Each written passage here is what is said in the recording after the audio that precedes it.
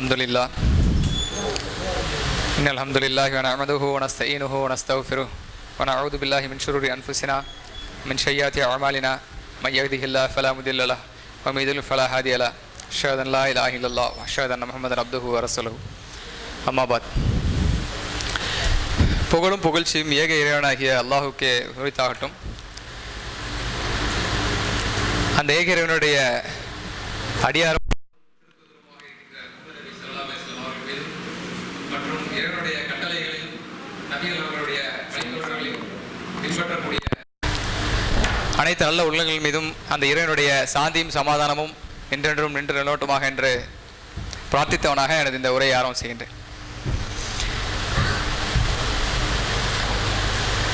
நபிகள் நாயகம் ஸல்லல்லாஹு அலைஹி வஸல்லம் அவர்களுடைய அடிச்சுவடுகளை அப்படியே பின்பற்றிய சஹாபாக்கள் அப்படி நம்ம நிறையா பயான்களில் ஜும்மா குத்துபாலாம் கேட்டிருப்போம். அப்படிப்பட்ட சஹாபாக்களில் நிறையா கேட்டகரி சொல்லுவாங்க. அஷ்ரத்துல் முபஷ்ஷரா, சொர்க்கத்திற்கு நன்மாராக கூறப்பட்ட சஹாபாக்கள், முஹாஜிரின்கள், மக்காவிலிருந்து மதீனாவுக்கு வந்தவங்க, அன்சாரிகள், ஹசாஃபு சுஃபா, திணைத்தோழர்கள், அந்த மாதிரி அஸ்ஸாபிக்குன் முந்தியவர்களில் முந்திக் கொண்டவர்கள், அந்த மாதிரியும் படித்தரங்கள் இருக்காங்க. அதில் எல்லா சஹாபாக்களும் மிகவும் நேசிக்கக்கூடிய மதிக்கக்கூடிய சஹாபாக்கள்னு பார்த்தீங்கன்னா அஷ்ரத்துல் முபஷ்ஷரா, 10 சொர்க்கத்திற்கு நன்மாராக கூறப்பட்ட சஹாபாக்கள். அதுக்கடுத்து சாபிக்குன் முந்தியவர்களில் முந்திக் கொண்டவர்கள். இவங்க தான் எல்லா சஹாபாக்களும் அதிகமாக மதிக்கக்கூடிய நேசிக்கக்கூடிய சஹாபாக்கள். அந்த சஹாபாக்களே ரொம்ப இந்த 2 சஹாபாக்கள் நினச்சி ரொம்ப பெருமைப்பட்டிருக்காங்க, ரொம்ப சந்தோஷப்பட்டிருக்காங்க. அவங்கள மாதிரி நம்ம வாழ முடியலன்னு வருத்தப்பட்டிருக்காங்க. அப்படிப்பட்ட ஒரு சஹாபியுடைய வரலாறு தான் நம்ம பார்க்க போகிறோம். அந்த சஹாபி யார் அப்படின்னா முஸஅப் இப்னு உமைர் ரலியல்லாஹு. அதாவது முந்திக் கொண்டவர்களே முந்தியவர்கள், அஸ்ஸாபிக்குன் சாபிக்குன்.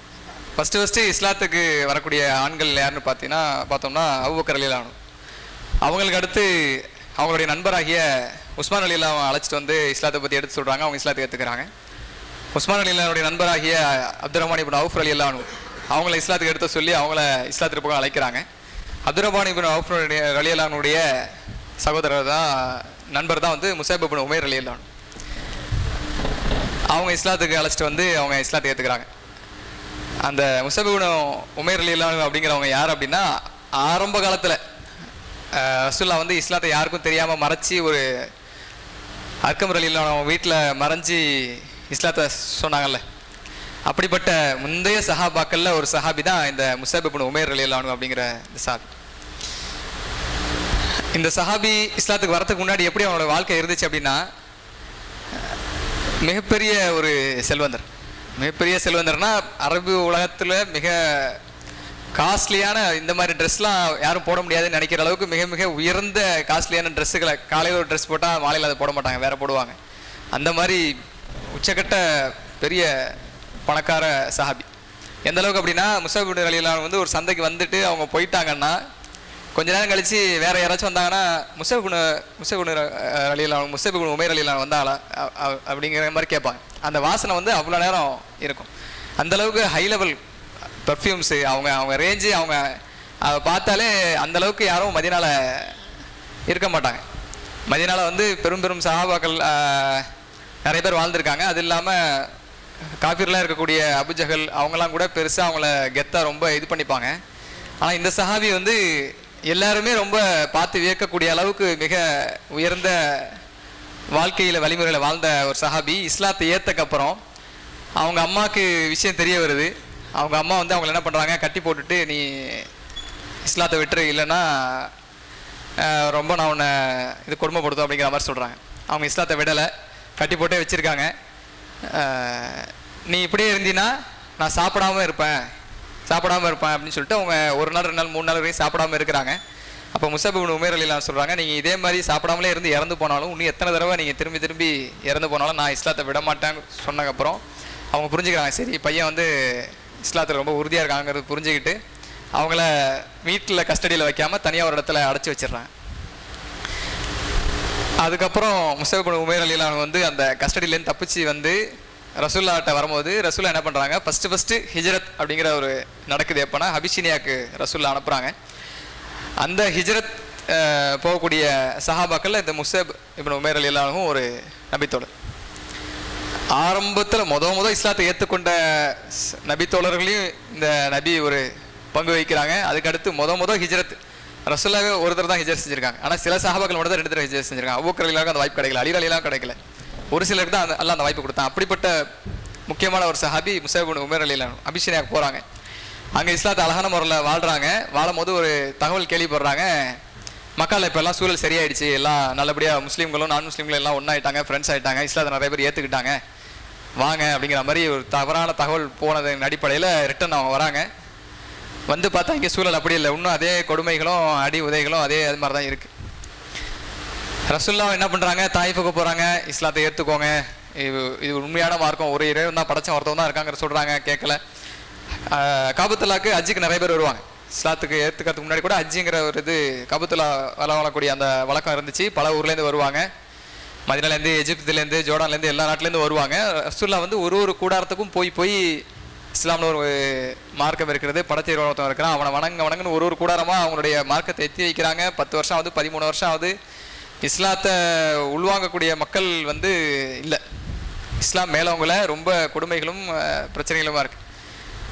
அப்போ இந்த மாதிரி ஹஜ்ஜுக்கு வரக்கூடிய ஒரு கூட்டத்தில் மதீனாவுடைய மக்கள் வராங்க, ஒரு கூட்டம் இளைஞர்கள் வராங்க. அந்த இளைஞர்கள்ட்ட ரசூலுல்லாஹ் வந்து நைட்டில் மறைமுகமாக பேசும்போது அந்த இளைஞர்கள் வந்து இஸ்லாத்தை புரிஞ்சுக்கிறாங்க. அல்ஹம்துலில்லாஹ் புரிஞ்சுக்கிட்டு அவங்க சொல்கிறாங்க, உங்களுடைய தோழர்களில் ஒரு தோழரை அனுப்பி வைங்க எங்களோட மதீனாவில் வந்து இஸ்லாத்தை சொல்லி அந்த மக்களுக்கும் இஸ்லாத்தை சொல்லுவோம். அங்கே 2 கூட்டம் இருக்கிறாங்க, 2 பிரிவினர் இருக்காங்க, 2 பேரும் அடிச்சுக்கிறாங்க, ரொம்ப அங்கே ஜாதி கொடுமை மாதிரி அந்த மாதிரி இருக்குது, நீ பெரியவனா நான் பெரியவனா, அதனால் ஒரு சஹாபி அனுப்புங்கன்னு சொல்லும்போது அல்லாஹ்வுடைய பிளான் என்ன அப்படின்னா, மதீனா தான் பேஸ், இஸ்லாத்துடைய பேஸ், ஆட்சி, இஸ்லாத்துடைய ஒரு கட்டமைப்பு அங்கேருந்து தான் உருவாகி முழு அரபு தேசத்துக்கும் இஸ்லாம் போகணும், அங்கேருந்து தான் முழு உலகத்துக்கும் போகணும், நம்மளாம் முஸ்லீம் ஆகணும். இது அல்லாஹ்வுடைய பிளான். இதுக்கு அல்லாஹ் தேர்ந்தெடுத்த ஒரு நபித்தோழர் முஸப் இப்னு உமைர் ரலியல்லாஹு அன்ஹு. அவங்கள அல்லாஹ் தேர்ந்தெடுக்கிறான். அவங்கள ரசூலுல்லாஹ் சொல்கிறாங்க, இந்த நபித்தோழர் நீங்கள் அழைச்சிட்டு போங்க. இன்னொரு நபித்தோழர், கண் தெரியாத ஒரு நபித்தோழர். இவங்க 2 பேரையும் ரசூலுல்லாஹ் அனுப்பி வைக்கிறாங்க. இந்த முஸப் இப்னு உமைர் ரலியல்லாஹு என்ன பண்ணுறாங்க, போய் மதீனால இஸ்லாத்தை எடுத்து சொல்கிறாங்க. பெண்கள் ஆண்கள் குடும்பமாக அல்ஹம்துலில்லாஹ் இஸ்லாத்தை ஏற்றுக்கிறாங்க. பெரும் தலைவர்கள்லாம் இருக்கிறாங்க அங்கே வந்து இந்த பேச்சு அடிப்படுது. ஏன்னா நிறைய பேர் இஸ்லாத்துக்கு போகிறாங்க, புதுசாக அந்த கொள்கையை பேசிகிட்டு இருக்காங்க. யார் அது, அவர் அடித்து துரத்தணும்னு பிளான் பண்ணுறாங்க. அவர்கிட்ட போய் உடனே இங்கேருந்து கிளம்புங்க, இல்லைனா அவங்கள கொலை பண்ணிவிடுவோங்கும் போது, இல்லை நான் என்ன சொல்கிறேன்னு கேளுங்க, சரியாக இருந்தால் ஏற்றுக்கோங்க, இல்லைனா என்னை அனுப்பிடுங்கன்னு சொல்லும் போது அந்த தலைவர்கள்ட்டையும் இஸ்லாத்தை எடுத்து சொல்கிறாங்க. அல்ஹம்துலில்லாஹ் அவங்களும் இஸ்லாத்தை ஏற்றுக்கிறாங்க. இஸ்லாமிய ஒரு ஆட்சி, ஒரு நகரம் உருவாகுது. அல்ஹம்துலில்லாஹ் இஸ்லாத்துடைய பேஸ் மதீனா அப்படிங்கிற ஒரு உருவாகுது. அல்ஹம்துலில்லாஹ் யார் மூலியமா அல்லாஹ் ஏற்படுத்துறான்னா, முஸப்ங்கிற ஒரு நபித்தோழர் அல்லாஹ் பயன்படுத்துகிறான் அந்த இடத்துல.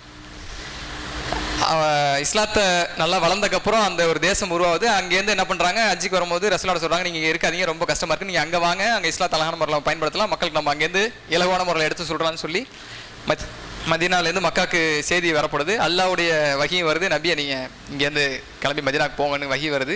ரசூலுல்லாஹ் மதீனாவுக்கு போகிறாங்க. அல்ஹம்துலில்லாஹ் ரசூலுல்லாவை தஃபடிச்சு பாட்டு பாடி வரவேற்கக்கூடிய ஒரு சமுதாயம் ஃபஸ்ட் டைம் ரசூலுல்லாஹ் பார்க்குறாங்க அந்த மாதிரி வாழ்க்கையில். ஏன்னா கூட சொந்தமாக இருக்கிறவங்களே அடித்து துரத்துறாங்க, மதிக்க மாட்டேங்கிறாங்க. சாப்பாடு தண்ணி இல்லாமல் ஒரு பள்ளத்தாக்கில், அபு தாலிஃப்ங்கிற பள்ளத்தாக்குன்னு ஒரு சம்பவம், 2-3 வருஷம் சாப்பாடு இல்லாமல் ஒதுக்கி வைக்கிறாங்க, என்னென்னமோ பண்ணுறாங்க. அப்படி பண்ணும்போது இப்படி வரவேற்கக்கூடிய ஒரு சம்பவம் ரசூலுல்லாஹ் பார்க்குறாங்க. அல்ஹம்துலில்லாஹ் போயிட்டு மதீனால இருக்கிறாங்க. அங்கே போய் கொஞ்ச நாளில் என்ன ஆகுதுன்னா, பத்ருங்கிற ஒரு யுத்தம் நடக்குது. பத்ருங்கிற யுத்தத்துலேயும் அல்லாஹ்வுடைய இந்த முஸப் இப்னு உமைர் ரலியல்லாஹு அன்ஹு கலந்துக்கிறாங்க. இப்போ இஸ்லாத்தில் அந்த டாப் கேட்டகரி மிக சிறந்த சஹாபாக்கள் எந்தெந்த லிஸ்ட்டு போட்டாலும் எல்லாத்துலேயுமே அல்லாஹ் இவங்கள ஒரு பங்கா வச்சுருக்கான். முஸப் இப்னு உமைர் ரலியல்லாஹு அன்ஹு பத்ர் போர்லையும் கலந்துக்கிறாங்க. கலந்துக்கிட்டு அவங்களுடைய முழு இதையும் தியாகத்தை வெளிப்படுத்துகிறாங்க. அல்ஹம்துலில்லாஹ் அல்லாஹ் வெற்றி கொடுக்குறான். பிறகு சில நாட்கள் கழிந்து ஓடுது. அதுக்கப்புறம் உஹது போர் நடக்குது. உஹது போரில் ரசூலுல்லாஹ் வந்து என்ன பண்ணுறாங்க, போருடைய ஸ்ட்ராட்டஜி என்னென்னா, இந்த டீமில் ஒரு கொடி வச்சுருப்பாங்க, அவங்களுடைய கொடி, கலிமாவுடைய கொடியும் வச்சுருப்பாங்க. காஃபிர்கள் வந்து அவங்களுடைய ஒரு கொடி வச்சுருப்பாங்க. அந்த கொடி வச்சுருக்கவங்களை அட்டாக் பண்ணி கொடி சாஞ்சிருச்சு அப்படின்னா, கொடி கடைசியில் நிமிரவே இல்லைன்னா அந்த டீம் தோத்துருச்சுன்னு அர்த்தம். எந்த கொடி நிலச்சி நிற்குதோ அதான் விக்டரிக்கு, அந்த ஜெயிச்சதுக்கு உண்டான தகுதியாக வச்சுருக்காங்க. ரசூல்லா வந்து இந்த ஈமானிய கொடியை வந்து முஸஅப் இப்னு உமைர் ரலியல்லாஹு கையில் கொடுக்குறாங்க. முஸஅப் இப்னு ரலியல்லாஹு வந்து அந்த கொடியை தாங்கி பிடிச்சிருக்காங்க. போர் ரொம்ப இஸ்லாத்துக்கு வெற்றிகரமாக நகர்ந்து போகும்போது அந்த குன்றின் மேலே சில சஹாபாக்கள் நிற்க சொன்னாங்கல்ல, நிற்கும் போது அந்த வெற்றி கிடைக்கும் போது கனிமத்து பொருளை எடுக்க வரும்போது அந்த குன்றில் இருக்க சஹாபாக்களும் இறங்கிடுறாங்க. மறுபடி காலித் ரலியல்லாஹு பேக் சைடாக வந்து நம்மளை முஸ்லீம்களை வந்து அட்டாக் பண்ண ஆரம்பிச்சிடுறாங்க. அப்போ காலித் ரலியல்லாஹு இஸ்லாத்துக்கு வரல. அவங்க மிகப்பெரிய ஒரு தளபதி, படைத்தளபதி. இஸ்லாத்துக்கு வரதுக்கு முன்னாடி அவங்க மிகப்பெரிய படைத்தளபதி. அவங்க வந்து அட்டாக் பண்ணோடனே முஸ்லீம்களுக்கு சஹாபாக்களுக்கு ஒன்றும் புரியல, எல்லாம் தெரிச்சு ஓடுறாங்க. நம்ம மிக சிறந்த சஹாபாக்கள்னு நினைக்கக்கூடிய சஹாபாக்கள் கூட பயந்து ஓடுறாங்க. முஸஅப் ரலியல்லாஹு வந்து ரசூலுல்லாஹ்க்கு ரொம்ப அரணாக நிற்கிறாங்க. அப்போ முஸஅப் ரலியல்லாஹுடைய வலதுகை வெட்டப்படுது. வலதுகையில் உள்ள கொடி இடதுகைக்கு வந்தப்பறம் இடதுகை வெட்டப்படுது. அதுக்கப்புறம் உடம்பை வெட்டி அவங்க சரித்து இது பண்ணுறாங்க, இறந்து போகிறாங்க. அப்போ ஒரு செய்தி பரவுது, நபி ஸல்லல்லாஹு அலைஹி வஸல்லம் அவர்கள் இறந்துட்டாங்க அப்படிங்கிற செய்தி பரவுது இல்லை. சஹாபாக்கள் மத்தியில் ஒரு கன்ஃபியூஷன் ஆகி குழப்பமாகுதில்ல. அது எதனால் அது பரவுதுன்னா ரெண்டு விஷயம். ஒன்று, முகமது நபி இறந்துட்டாங்கிற கேள்விப்பட்டால் சஹாபாக்கள் வந்து பயந்து ஓடிடுவாங்க, நம்ம ஈஸியாக வெற்றி அடைஞ்சிடலாங்கிறது பொய் பிரச்சாரம் பண்ணக்கூடிய ஒரு டீமும் பண்ணாங்க. ரெண்டாவது, முஸஅப் இப்னு ரலியல்லாஹு வந்து தோற்றத்தில் ரசூலுல்லாஹ் மாதிரி இருப்பாங்க, பண்புலேயே ரசூலுல்லாஹ் மாதிரி இருப்பாங்க. அதனால தான் அல்ஹம்துலில்லாஹ் மதீனால அவ்வளோ மக்களும் முழு நாடும் இஸ்லாத்தை ஏற்றுக்கிறதுக்கு அல்ல ஒரு வாய்ப்பு. அந்த தோற்றத்தில் அவங்க இருக்கும்போது இறந்து போய் கிடக்கிறத பார்த்தோன்னே முகமது நபி கொண்டுட்டாங்கிற செய்தி அப்போ தான் பரவுது. அப்படிப்பட்ட ஒரு சிறந்த சஹாபி எந்த போர்க்களத்தில் யார் இறந்து போனாலும் அங்கேயே அடக்கம் பண்ணுவாங்க. இது இஸ்லாத்துடைய ஒரு ரூல்ஸ்.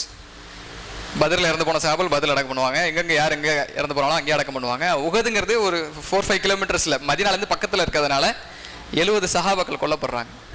மொத்தம் உஹதில் 70 பேரில் 63 பேரை வந்து தூக்கிட்டு வந்து, மதீனா பக்கம் தானே, அதனால் ஒட்டகத்துலையும் குதிரையிலையும் வச்சு எடுத்துகிட்டு வந்து ஜன்னத்துல் பக்கீல் அடக்கம் பண்ணுறாங்க. 7 பேரை தூக்க முடியல. தூக்குனா உடம்பு சரிஞ்சு விழுது, குடல் விழுது, கைகாலெலாம் விழுது. அந்த மாதிரி 7 பேர். அதில் ஒரு ஆள் வந்து முஸஅப் இப்னு உமைர் ரலியல்லாஹு. அந்த மாதிரி ஒரு சஹாபி அவங்க.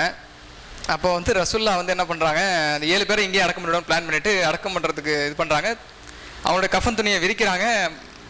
முகத்தை மூணா கால் தெரியுது, கால் பக்கம் இழுத்தா முகம் தெரியுது. ரசூலுல்லாஹ் ரொம்ப வருத்தப்பட்டு அழுகுறாங்க. இவர் எப்படிப்பட்ட சஹாபி, இவர் எப்படி நான் பார்த்துருக்கேன் மதீனால மக்கால, மிக சிறந்த ஒரு சஹாபி இவர்.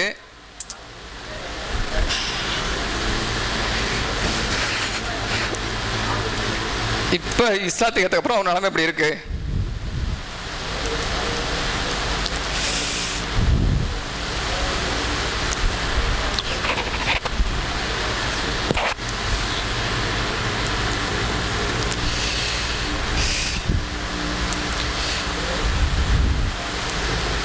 வருத்தப்பட்டு அவங்கள அங்கே அடக்கம் பண்ணுறாங்க.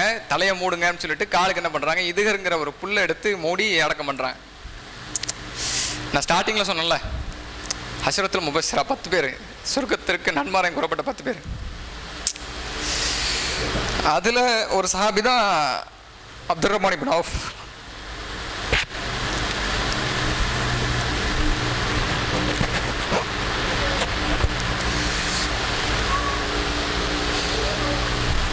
அவங்க கடைசி காலத்தில் எல்லாம் மிகப்பெரிய பணக்காரங்க ஏறுறாங்க. அவங்களுடைய அந்த கஜானாவே நிறைய ஒட்டகங்கள் சுமந்துக்கிட்டு வர அளவுக்கு பெரிய பொருளாதாரத்துக்குரியவங்களாம் அப்துர் ரஹ்மான் இப்னு அவுஃப் ரலியல்லாஹு ஆயிடுறாங்க.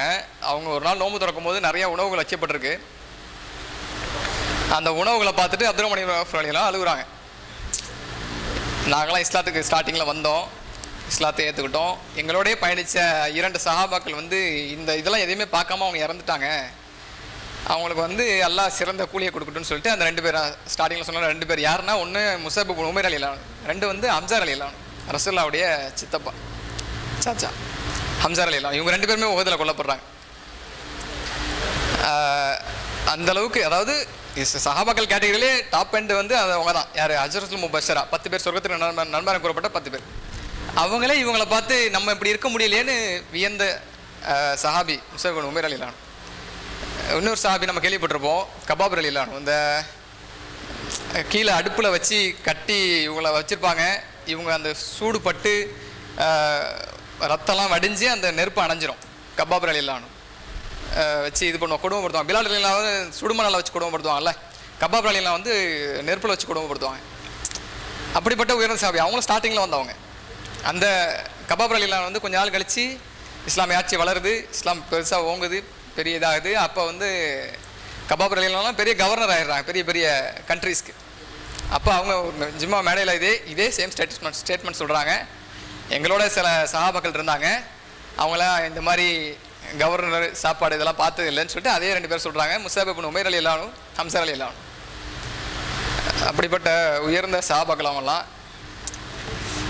இதெல்லாம் வந்து நம்ம கேட்கும் போது பேசும்போது பார்க்கும்போது நமக்கு வந்து கொஞ்சம் இதாக இருக்கும். சரி, நம்மளும் வந்து இஸ்லாத்துக்காக கொஞ்சம் தியாகம் பண்ணணும். அதாவது நான் இதுக்கு முன்னாடி ஒரு பயன் இங்கே பண்ணியிருப்பேன். நான் அல்லாஹ் எதுக்கு மனுஷனை படைச்சான் அப்படின்னு சொல்லி, எதுக்காக படைச்சான் அப்படின்னா ஃபில்லர்லி ஹலீஃபா, ஒரு பிரதிநிதி, அல்லாஹ்வுடைய பிரதிநிதி, அல்லாஹ்வுடைய ரெப்ரசன்டேட்டிவ், அல்லாஹ்வை பற்றி எடுத்து மக்கள்கிட்ட சொல்லி இஸ்லாத்தை கொண்டு வந்து இஸ்லாத்தை உலகம் முழுவதும் பரப்பக்கூடிய ஒரு படைப்பாக தான் எல்லாம் நம்மளை படைக்கிறான். மனுஷனை படைச்ச அல்லாவோட நோக்கம் என்னன்னா, ஃபேனை நம்ம எதுக்கு படைச்சோன்னா நம்ம காற்று வரணும், லைட்டு நமக்கு எதுக்கு படைச்சோன்னா நமக்கு வெளிச்சம் நம்ம படைக்கிறோம்.